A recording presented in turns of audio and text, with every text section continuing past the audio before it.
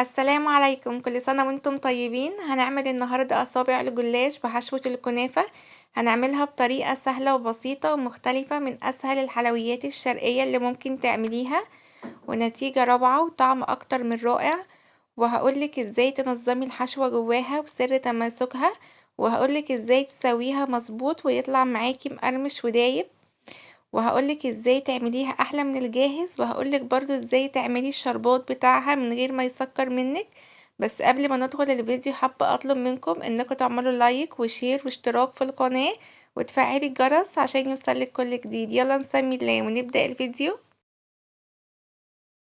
في البداية خالص هعمل الشربات. هنحتاج للشربات كوبايتين سكر، وهضيف عليهم كوباية ونص من المية، وهضيف لها كمان عصرة من الليمون.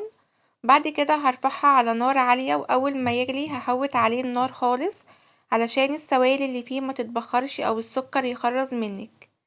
بعد ما يعدي 10 دقايق هضيف له الفانيليا بتاعته. بعد كده هطفي من عليه النار وهرفعه عشان يبرد.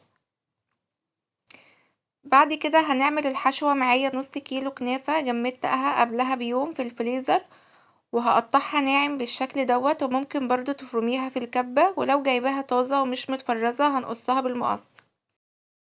وهناخدها نحمرها في طاسة على النار، ضايفالها نص كوباية من السمنة، ونحمرها على نار هادية علشان ما تتحرقش مننا، وعشان تطلعيها لون موحد تهدي النار وتقلبيها كويس. في الاول هتلاقيها كتلت منك، ما تقلقيش، هنكمل تقليب وهي هتفك معاكي بكل سهولة.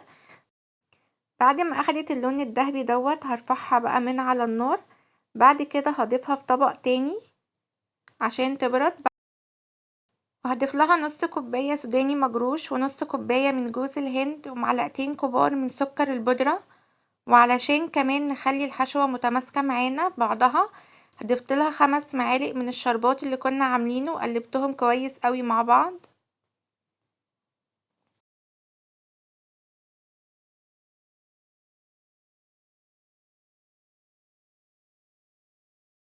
بعد كده معايا لفة جلاش نص كيلو، فردتها في صينية بالشكل دوت، وهبدأ ان انا اغطيها لان الجلاش بينشف مننا بسرعة. بعد كده سيحت نص كوباية من السمنة، وهنفرد ورقة الجلاش وندهنها بالسمنة وبنطبقها على بعضها بالشكل دوت، وبنرجع ندهن السمنة تاني وهنوزعها على الورقة كويس قوي، وبنبدأ نوزع الحشوة جنب بعضها بالشكل دوت كده. وهبدأ ان انا اسويها. انا سويتها بالشكل اللي انتوا هتشوفوه دوت، جبت مسطرة وهنا سهلت عليا ان انا اسويها.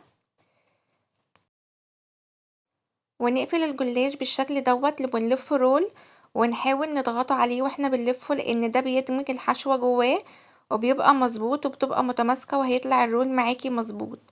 بعد كده هجيب صينية وهبدأ ان انا ادهنها سمنة، وهبدأ ارص كده رول الجلاش بالشكل دوت، وهبدأ ان انا اكمل بنفس الطريقة. لو عايزة بقى تستبدلي بدل السمنة زبدة او زيت، هقولك الزيت بيخليه ناشف جدا والطعم مش بيكون حلو. ممكن تحطي مع السمنة منه مع السمنة كمية قليلة جدا، يعني تعملي 3/4 سمنة والربع زيت.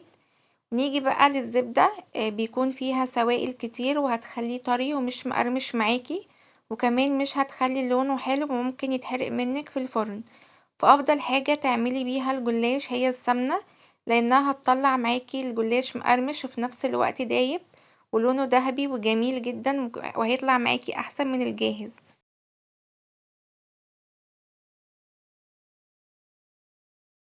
وهنا كنت خلصت كل كمية الجلاش اللي انا عملتها في صينيتين لان ما كانش عندي صينية كبيرة تاخدهم مع بعض.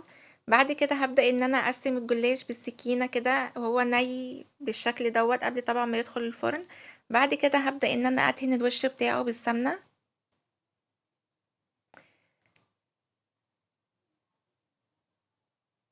بعد كده هندخله على فرن متسخن قبلها بربع ساعة.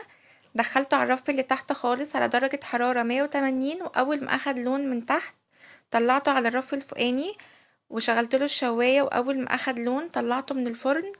واول ما بيطلع من الفرن وهو سخن بقى انزل عليه بالشربات على طول. شايفين بقى ما شاء الله شكله عامل ازاي، اخد لون ذهبي موحد وجميل، والحشوة لونها ذهبي وجميلة قوي فيه بجد، ما خدش معايا اي وقت، وطريقته سهلة جدا. جربيه، وطعمه احلى من الجاهز بجد، طعمه حلو قوي. عايزة أقولك بجد النتيجة طلعت روعة وطعمه حلو جدا ورائع، وطعمه فعلا أحسن من الجاهز بكتير. كل اللي ضاق وقال طعمه حلو قوي. شايفة بقى ما شاء الله الجلاشية ما شاء الله اخدة لون حلو قوي من تحت ومن فوق ومقرمش، وفي نفس الوقت الجلاشية دايبة معايا. شايفين بقى ما شاء الله لون الكنافة ذهبي وجميل ازاي. بجد طعمه حلو قوي والتسوية بتاعته مظبوطة، وهيطلع معاكي مقرمش ودايب لو عملتيه بنفس الطريقة دي. وفعلا احلى من الجاهز مليون مرة. بجد جميل قوي. والجلاش من الحلويات الشرقية اللي سهلة جدا وجميلة، وبنعملها كل يوم في رمضان. بجد طريقتها حلوة قوي. ياريت لو ما عملتيش لايك للفيديو اعملي لايك، ولو اول مرة تشوفيني اعملي اشتراك في القناة وفعلي الجرس عشان يوصلك كل جديد، ولايك وشير لو عجبك الفيديو. اشوفكم فيديو جديد، مع السلامة.